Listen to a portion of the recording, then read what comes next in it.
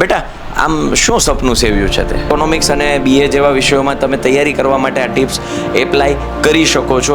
દીકરી છે A2 grade લાવી છે, શું તમે ફીલ કરો છો દીકરી માટે? 12માં દીકરી હતી તો ઘરકામમાં કોઈ મદદ કે એવી રીતે કરતા કરતા એ ભણી છે કે એક મેસેજ કે જે આવનારા સ્ટુડન્ટ્સ માટે તું કંઈ કહેવા માંગે છે?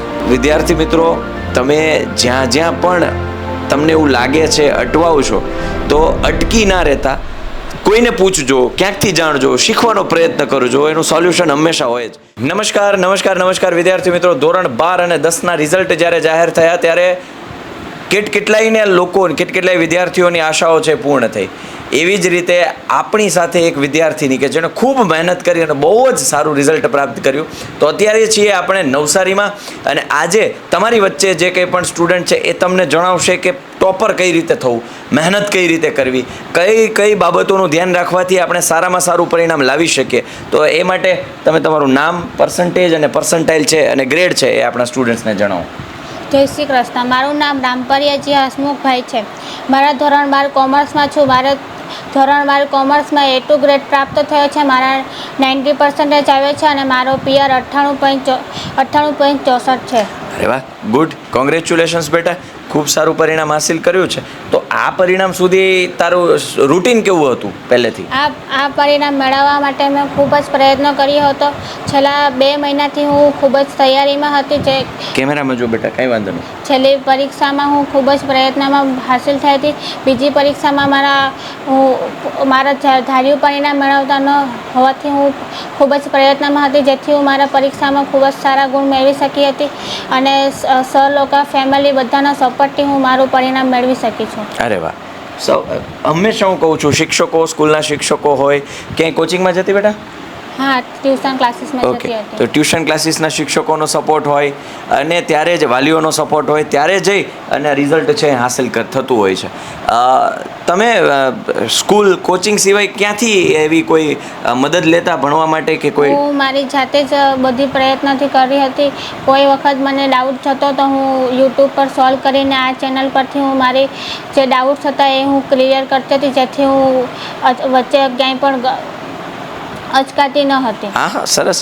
તમારા જે ડાઉટ્સ છે, જે વીક પોઈન્ટ છે એને સ્ટ્રોંગ બનાવવા માટે એ વિદ્યાકુલ ગુજરાતી એટલે અમારી વિદ્યાકુલની ચેનલને છે એ યુઝ કરતી અને ભણતી. બેટા આમ શું સપનું સેવ્યું છે તે? હું અત્યારે BCA કરવા માંગુ છું અને મારા પોતે પગભર થવા જાઉં છું. અરે વાહ, સરસ.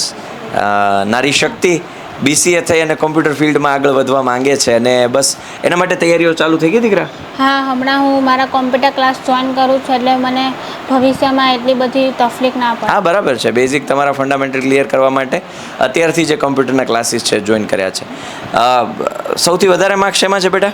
સ્ટેટમાં છે. કઈ રીતે, કેટલા છે? સ્ટેટમાં 99 માર્ક્સ છે. હું જ્યારથી પણ નાની હતી ત્યારે એ વિષયમાં મને ખૂબ જ રસ હતો એટલે હું એ વિષયમાં ખૂબ જ વધારે માર્ક્સ મેળવતી હતી. અચ્છા, ગણિત વિષય છે. ગણિત વિષય તને ગમતો અને ગણિતના ફેવરિટ વિષયને એણે ગણિત જે આંકડાશાસ્ત્ર છે એમાં પણ એણે વધારેમાં વધારે માર્ક્સ મેળવ્યા એટલે પરંપરા એણે જાળવી રાખી. થિયોરિટિકલ સબ્જેક્ટને કેવી રીતે યાદ રાખતી બેટા? થિયરી સબ્જેક્ટ પહેલાં મને થોડોક ટફ લાગતો હતો પણ ધીરે ધીરે હું વાંચતી હતી એટલે એમાં પણ મારા માર્ક્સ આવવા માંડ્યા. એટલે પછી મને કોન્ફિડન્સ આવતા મને એવું લાગ્યું કે મને જેટલા માર્ક્સ જોઈએ છે એટલા હું મેળવી શકીશ અને હું મેળવી શકી છું અત્યારે.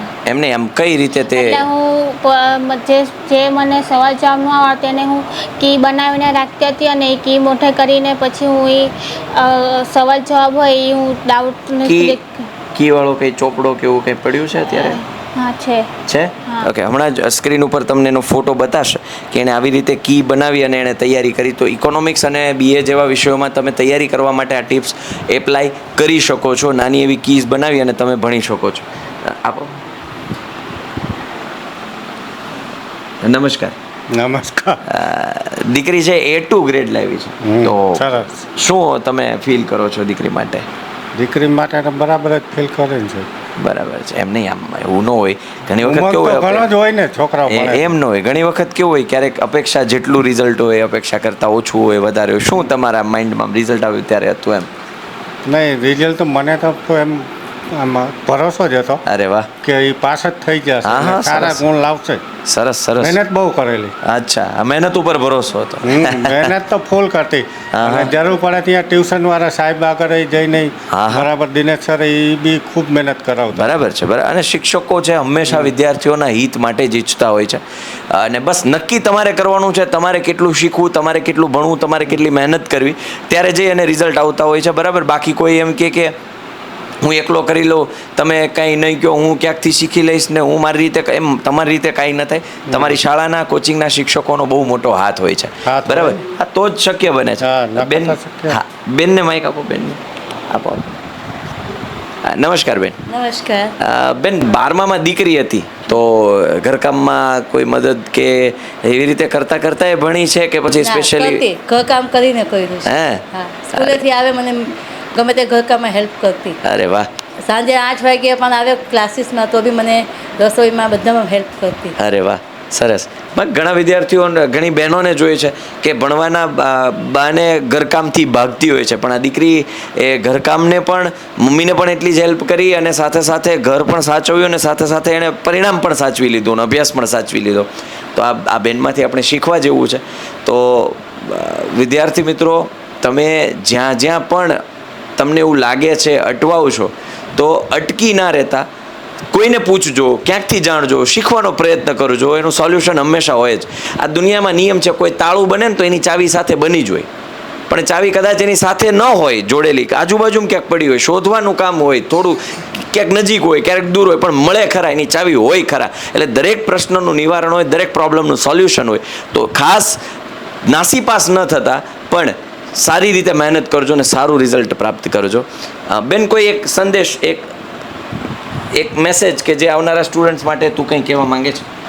આવનારા સ્ટુડન્ટ માટે કે આપણી કોઈ પણ આપણે સિદ્ધિ હાંસલ કરવી હોય તો આપણે મહેનત કરવી જોઈએ. જાતે જ આપણે મહેનત કરીને આપણે ધાર્યું પરિણામ મેળવી શકીએ અરે વાહ, છીએ. મહેનત કરવી જોઈએ અને જાતે જો તમે મહેનત કરશો તો ધાર્યું પરિણામ ચોક્કસથી પ્રાપ્ત થશે. આ મેસેજ સાથે આ ઇન્ટરવ્યૂને અહીંયા ક્લોઝ કરીએ છીએ. ફરી પાછા કોઈ નવી જગ્યાએ, નવા મુકામે, નવા વિદ્યાર્થી સાથે, નવી ટિપ્સ એન્ડ ટ્રિક સાથે હું સાહિલ વેકરિયા આપ વચ્ચેથી રજા લઉં છું. હું અને ધ્રુવીબેન આપ વચ્ચેથી રજા લઈ અને ફરી પાછા કોઈ નવા સ્ટુડન્ટ સાથે મળીએ છીએ. ત્યાં સુધી બાય, ટેક કેર, જય હિન્દ, જય ભારત, ભારત માતા કી જય, વંદે માતરમ, જય જય ગરવી ગુજરાત.